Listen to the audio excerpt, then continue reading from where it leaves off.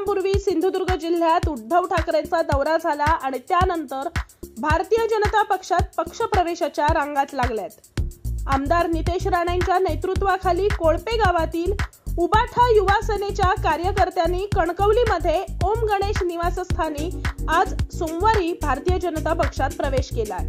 यावेळी रजाक लांजेकर, अमीन लांजेकर, मस्जिद चोचे, अल्लाउद्दीन लांजेकर, मुबारक नाचरे, तौसिफ नाचरे, तौफिक नाचरे, मुबारक लांजेकर, अब्दुल लांजेकर, हुसेन लांजेकर, गुलाम लांजेकर, रिजवान लांजेकर यांनी भारतीय जनता पक्षात प्रवेश केलाय।